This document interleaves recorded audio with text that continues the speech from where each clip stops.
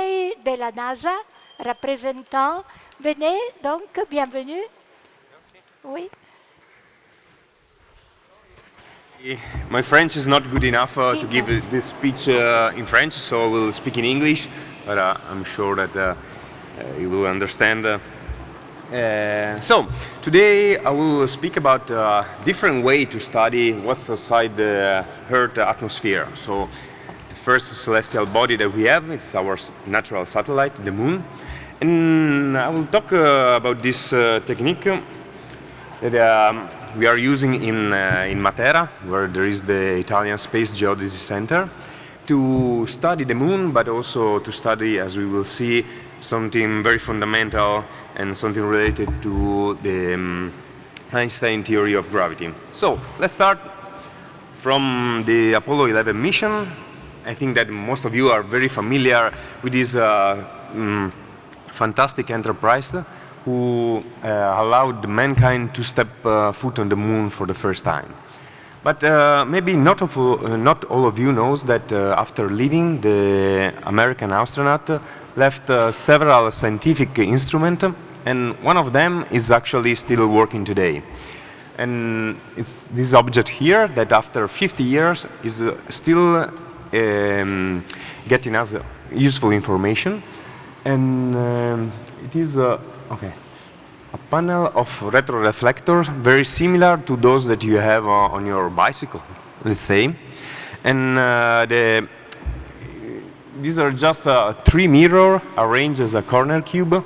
So it has the optical property to back reflect the light from whichever is the incoming direction. So if the light is coming from upward, it will reflect upward. If the light is coming from downward, it will reflect the light downward. But Apollo 11 is not the only mission who left some retroreflectors on the Moon. And as you can see, there are also the mission Apollo 14 and 15. This is the map of the Moon where all the retroreflectors are today present. And also the 2 Soviet rover, Lunokhod 1 and Lunokhod 2. To exploit this retroreflector, there is also a network of ground stations, and one is in Grasse. Actually, this is the most proficient of all the network. And another one is in Italy, in Matera. But of course, there are a lot of them around the world. Well, actually, not so many, but still, they cover more or less all the world. So, which is the principle? Why do we use, what do we need the retroreflectors? Well, the idea is to use them for space telemetry, let's say lunar laser ranging. And the principle is simple. We shine a small laser pulse toward the Moon. This laser pulse hits the retroreflector, get back reflected on the Earth, and we can measure precisely the time it took from the light to go from the Earth to the Moon and back. By measuring the time of flight, it is possible to measure the distance from the Earth of the Moon, because, as you know, light travels at the speed of light, and which is a known constant. And so, at the end of the day, what we do with the lunar laser ranging is make a very precise measurement of the distance from the Earth to the Moon. And I'm talking about a few centimeters over more than 300,000 kilometers.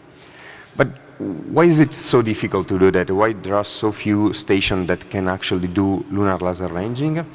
It's because we have a huge attenuation.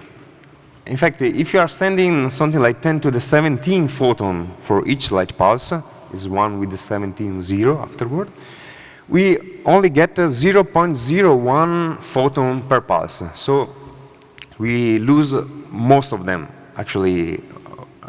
Yes, we have very, very little tiny signal. So one can ask if it's really worth it to do all this experiment to have this few photon that tells us the precise distance. What we can do with this measurement, with the knowledge of the distance between the Earth of the Moon, is, well, there are many things that we can do, and one of them is to test the equivalence principle. So the equivalence principle, probably some of you are already familiar with that, maybe most of you, but I will just explain you quickly. Well, on the left side, you see Homer Simpson, which is on the weight scale, and you know that if Homer Simpson starts eating donuts, he will become fatter and fatter, and he will read a higher number. Why is that so? Because he is increasing his gravitational mass, so the heart is attracting him with a stronger force. On the other side, we have this guy here, this gentleman who is with his body is moving a whole airplane, a Boeing 701, and what he tells us is that this is the worst Guinness record for the most strength man on Earth. And what it can tell us is if an object is big, so it has a high mass, it's very difficult to move it, actually also to stop it. It's very difficult to make it change velocity. This is because of its inertia. So here we have a concept of mass that is gravitational, so the more massive an object is, the more is attracted down toward the Earth.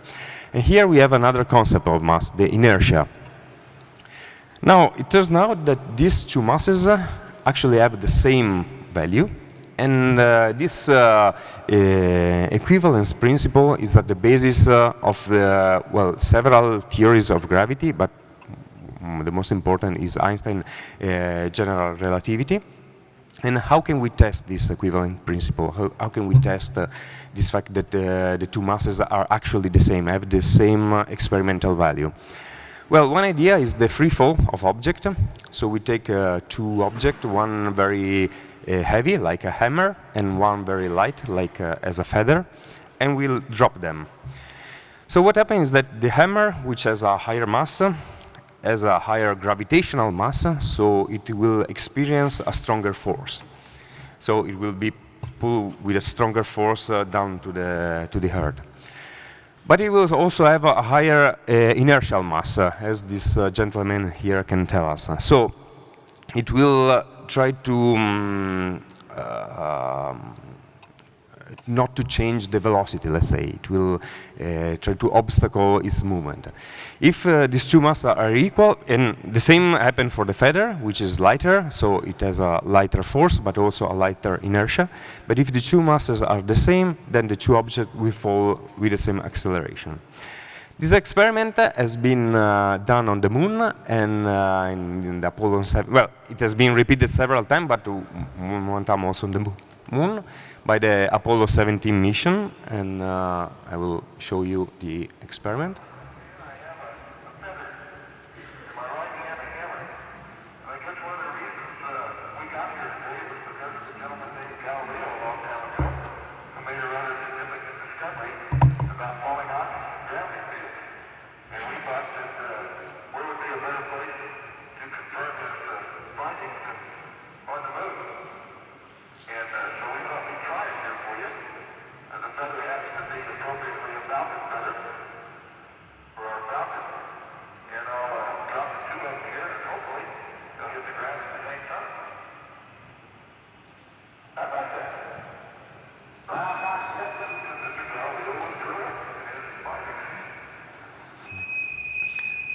Okay, so this is a very simple experiment, in principle. You just let two twins drop. And what we saw is that the feather and the hammer have different masses, but they experience the same acceleration. And as the Moon attracts both the feather and the hammer, likewise the Sun attracts both the Moon and the Earth. So if the two masses, gravitational and inertial mass, are the same, they should experience the same acceleration.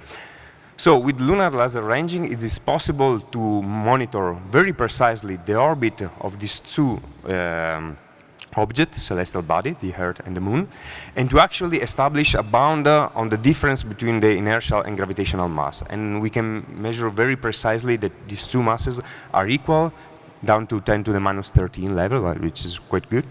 And well, if I have just last slide, there are other things that we can do with the lunar laser ranging is that studying the motion of the moon, and by that we can deepen our understanding of what's inside the moon. In fact, by lunar measurement, lunar laser ranging measurement, it has been possible to discover that the moon has a fluid interior, at least part of that is molten. And it is also used to study, to have a better understanding of the Earth and of its center of mass. So, time is running out, so I stop here. Okay, thank you. Merci beaucoup. Alors, dans l'ordre, on est déjà